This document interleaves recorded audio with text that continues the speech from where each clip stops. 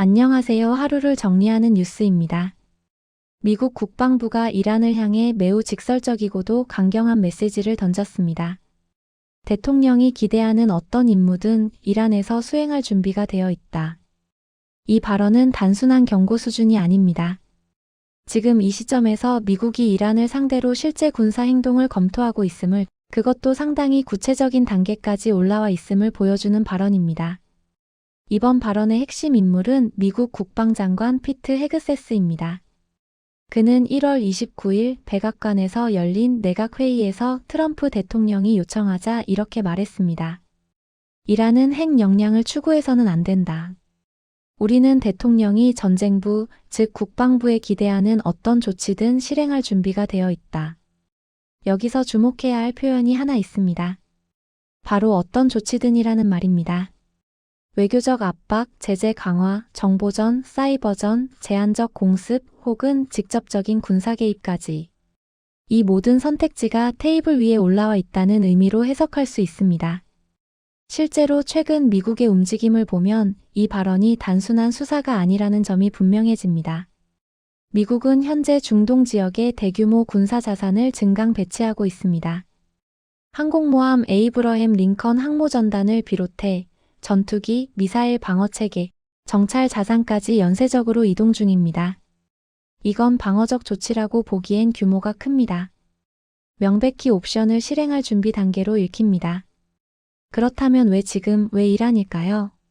표면적인 명분은 이란의 핵 개발과 미사일 능력입니다. 미국은 오랫동안 이란이 핵무기를 보유하는 것을 절대 용납할 수 없다는 입장을 유지해 왔습니다. 하지만 이번에는 그 이상의 맥락이 있습니다. 최근 이란에서는 대규모 반정부 시위가 이어지고 있습니다. 경제난, 생활고, 정치적 억압에 대한 분노가 폭발하면서 시위가 전국적으로 확산됐고, 이 과정에서 이란 정부는 강경 진압을 선택했습니다. 유혈 진압, 체포, 통신 차단.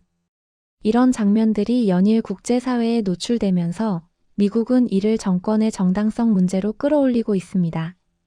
트럼프 대통령은 이미 이란 정부의 시위 진압을 강하게 비판하며 국민을 학살하는 정권은 책임을 져야 한다는 취지의 발언을 여러 차례 했습니다.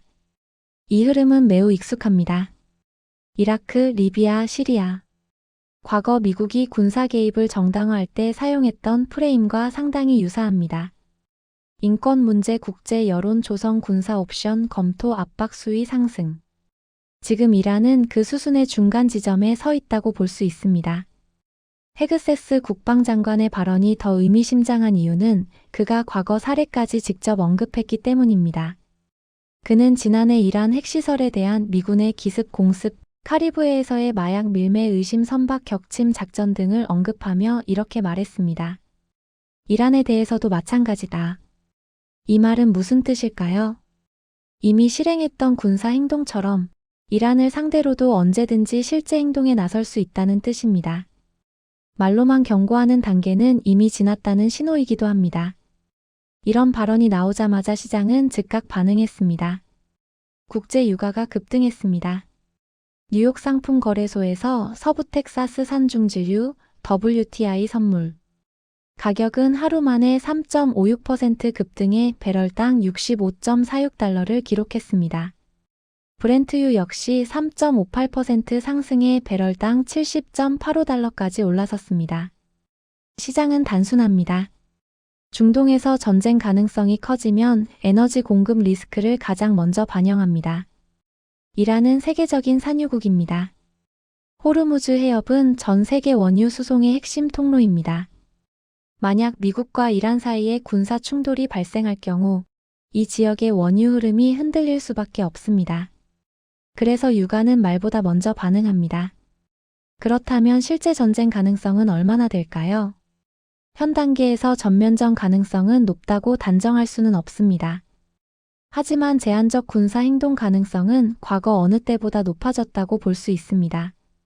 핵시설 타격, 미사일 기지 공습, 지휘부 제거 작전, 혹은 이란 혁명수비대에 대한 선택적 타격. 이 중 하나라도 실행된다면 중동 정세는 걷잡을 수 없이 흔들릴 가능성이 큽니다. 또 하나 주목해야 할 점은 트럼프 대통령의 정치적 계산입니다. 트럼프는 강경한 대외 정책을 자신의 정치적 자산으로 활용해 온 인물입니다. 말로만 하는 대통령이 아니라 실제로 행동하는 대통령이라는 이미지를 중시합니다. 이란에 대한 강경 발언과 군사적 압박은 국내 정치적으로도 결집 효과를 노릴 수 있는 카드입니다. 특히 선거를 앞둔 상황이라면 외부의 적을 부각시키는 전략은 더욱 매력적으로 작용합니다. 하지만 이 전략은 양날의 검이기도 합니다. 군사 개입이 장기화될 경우 경제적 부담, 인명피해, 국제적 고립이라는 리스크가 동시에 커집니다. 그래서 지금 미국은 매우 미묘한 줄타기를 하고 있습니다. 준비는 돼 있다. 하지만 아직 실행하지는 않았다. 헤그세스 장관의 발언은 바로 이 지점을 정확히 짚고 있습니다. 이란을 향해 분명한 경고를 보내면서도 최종 결정권은 대통령에게 있다는 점을 강조하는 구조입니다. 이제 공은 이란으로 넘어가 있습니다. 핵 개발 속도를 조절할 것인가, 시위 진압 수위를 낮출 것인가, 아니면 미국의 압박에 정면으로 맞설 것인가. 어떤 선택을 하느냐에 따라 중동의 향후 몇 년이 완전히 달라질 수 있습니다. 지금 우리가 보고 있는 것은 단순한 말싸움이 아닙니다. 군사 자산 이동, 고위 인사의 발언, 시장 반응. 이 세 가지가 동시에 움직일 때는 역사적으로 항상 중요한 변곡점이었습니다. 미국은 분명히 말하고 있습니다. 우리는 준비돼 있다.